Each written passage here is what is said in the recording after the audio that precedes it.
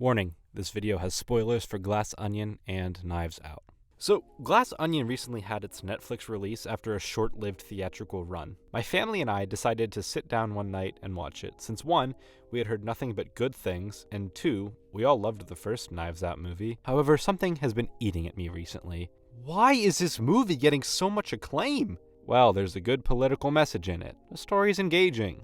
I've heard all these answers, but it doesn't make me understand such high appraisal. So, I'm just going to sit here and talk about my problems with the film and hopefully get some answers to the question, am I missing something with Glass Onion, a Knives Out mystery? I'll be honest with you, I only have two glaring issues with the film. I've seen it twice now. Maybe if I watched it another time, there would be something else. But these two have stuck out through both watches. One is the use of characters, and the other is the use of camera work for some of the shots.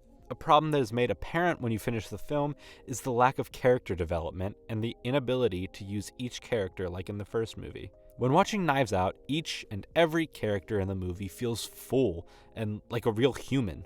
They have their own motives, goals, and feelings that are explained naturally, and more importantly, each character feels important.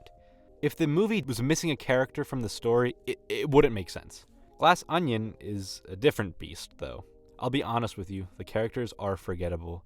I think this is more of a problem with the writing, as the actors are doing what they're supposed to from what they're given, and I think that when you have such big names in the film that you're not using to their full potential, it's kind of a waste. Personally, I think Rian Johnson spent so much time trying to paint a picture of rich greed and political incompetence than developing well-thought-out characters with meaning behind them. I guess Helen Brand was the best character from a story aspect, but it gets overshadowed by grossly apparent stereotypes that are force-fed down your throat the entire time. Duke Cody is essentially a gross depiction of someone like Andrew Tate. Birdie J, I guess, is a close depiction of someone like Elon Musk. Claire DeBella is damn near every politician under the sun. But you understand that in the beginning, and you are never let go of that until the movie is over.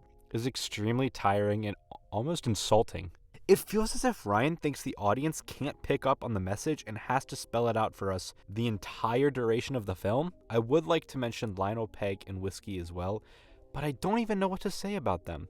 They are so underutilized. Seriously, why was Lionel even there? He doesn't do anything in the movie. He's just another person who used to hang out at the bar and now uses Miles. Peg and Whiskey are also confusing. Peg, like Lionel, doesn't do anything and is gone half the time without you noticing. For instance, the scene where Blanc is explaining what happened the second time, not the one where it was Miles's fake death, Peg is missing the entire time, and only when Helen presents the letter does she show up.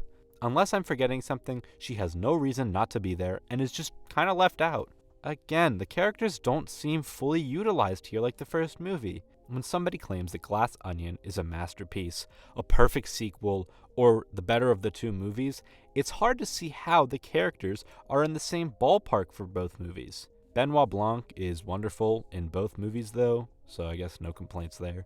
My other issue is with the cinematography. This is not as long of a section, but there's still some things that stood out to me and felt out of place. I swear to God, I feel like I'm on an acid trip with some of the shots. I think the best way of showing what I mean is by actually showing what I mean.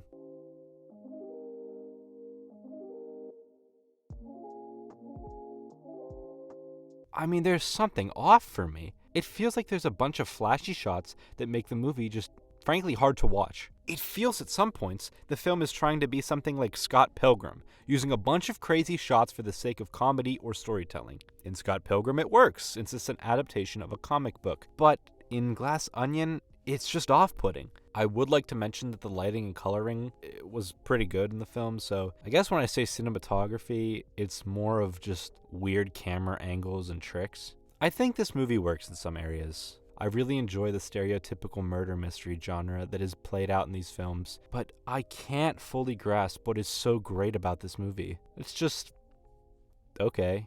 Like I mentioned before, I almost feel insulted by Ryan and his team with some of the themes of the film, and I think it's just a bit degrading to spell out everything all the time for the audience. But of course, that's just my opinion. I give Glass Onion a 6.5 out of 10. Anyway, I hope you enjoyed the video.